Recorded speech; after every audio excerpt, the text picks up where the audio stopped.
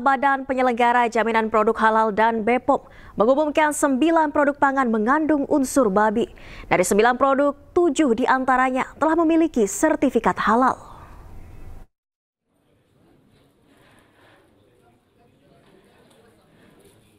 Badan Penyelenggara Jaminan Produk Halal atau BPJPH bersama Badan Pengawas Obat dan Makanan atau BPOM merilis daftar produk makanan olahan yang ditemukan mengandung unsur babi atau porcine.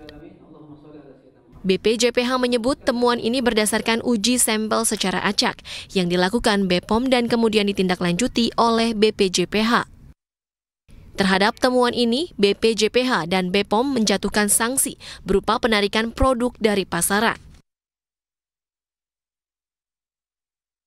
Terhadap produk yang tidak bersertifikat halal, BPOM memberikan sanksi berupa peringatan instruksi kepada pelaku usaha untuk menarik produk dari peredaran berdasarkan Undang-Undang Nomor 18 Tahun 2012 tentang pangan dan PP Nomor 69 Tahun 99 tentang label dan iklan pangan. Kami juga sudah berkoordinasi dengan Komdiji dan kementerian-kementerian terkait serta asosiasi e-commerce untuk menghentikan penayangan produk-produk yang dimaksud. Terkait dengan memang betul kami selama ini sudah berkoordinasi dengan erat dengan intensif BPJPH, Badan POM dengan BPJPH dan juga sudah melakukan rapat berulang kali untuk memutuskan hasil atau menindaklanjuti hasil pengawasan yang dilakukan oleh kedua belah pihak ini dan kemudian sampai pada kesimpulan untuk disampaikan kepada masyarakat. BPJPH dan BPOM juga mengimbau kepada masyarakat untuk selalu teliti dalam memilih produk yang beredar di pasaran. Dari Jakarta, Tim Liputan iNews melaporkan. Dan berikut pemirsa, 9 produk pangan olahan mengandung unsur babi, yang 7 diantaranya telah mengantongi sertifikat halal.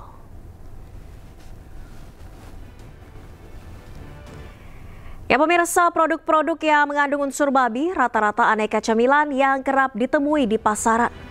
Camilan ini juga banyak diminati masyarakat, terutama anak-anak, karena rasanya yang kenyal dan manis.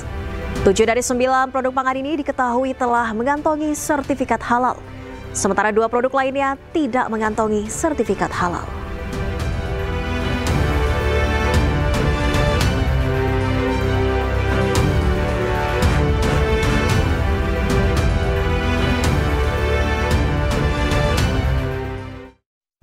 Dan kita akan bahas informasi ini selengkapnya pemirsa bersama dengan Kepala Badan Penyelenggara Jaminan Produk Halal, Haikal Hasan. Selamat petang, Babe Haikal.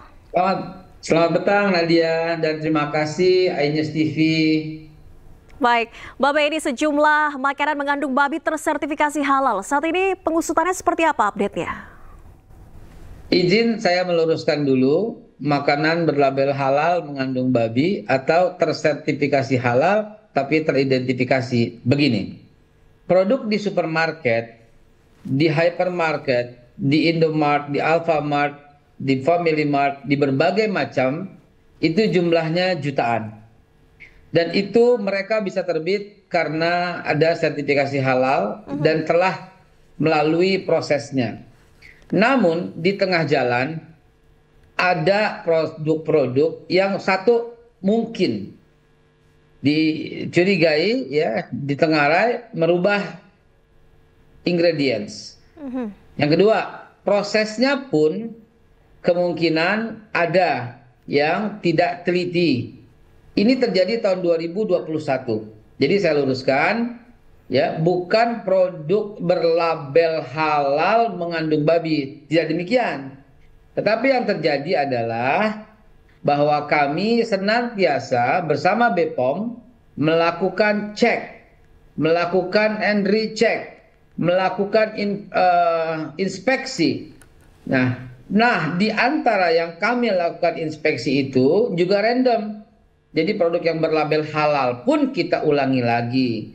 Dan ternyata hasil dari pengecekan kembali ada produk yang semula diidentifikasi oleh lembaga pemeriksa halal tidak mengandung babi, berjalan 4 tahun kemudian, ya kami lakukan pengecekan ulang, ternyata mengandung porsin, yaitu mengandung babi. Jadi ini jangan dibalik. Jadi kami melakukan pengecekan terhadap semua produk yang sudah berlabel halal. Dan di antara 5,6 juta produk yang sudah tersertifikasi halal itu, hasil pengecekan kami ditemui 7 produk berlabel halal ternyata mengandung unsur porsin atau babi. Begitu. Terima kasih Diana, iNews. Oke, Bapak, ini kan artinya setelah tersertifikasi halal, ini perusahaan mengubah sejumlah bahan yang kemudian ini mengandung babi. Begitu, artinya ini ada unsur kesengajaan atau seperti apa, Babe?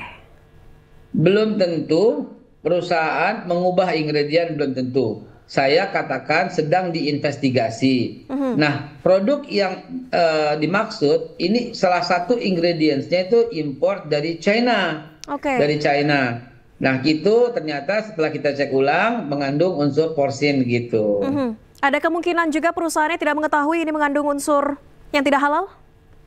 Ada kemungkinan perusahaan tidak tahu. Ada kemungkinan keteledoran dalam pengecekan di tahun 2021. Ada kemungkinan laboratorium yang digunakan, dalam hal ini LPH, itu bermutu agak rendah sehingga tidak bisa mengidentifikasi.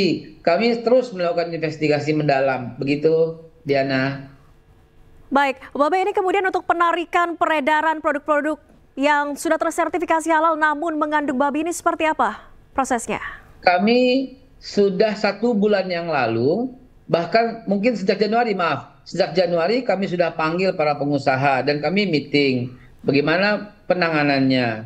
Sekaligus kami uji coba lagi, Januari kami tes, Februari kami tes, Maret kami tes. Dari 3 kali tes setelah positif mengandung porsin, di antara itu kami undang, kami minta mereka harus bertanggung jawab, yaitu menarik semua produk-produknya dari pasaran. Dan juga men-take down dari semua sosial media.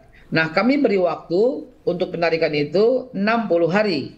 Ya, ternyata sampai batas waktu kemarin masih ada, sehingga kami harus umumkan supaya masyarakat peduli, aware gitu bahwa produk ini masih ada di pasaran. Dan bagi yang beragama Islam, jangan konsumsi karena mengandung unsur babi. Begitu.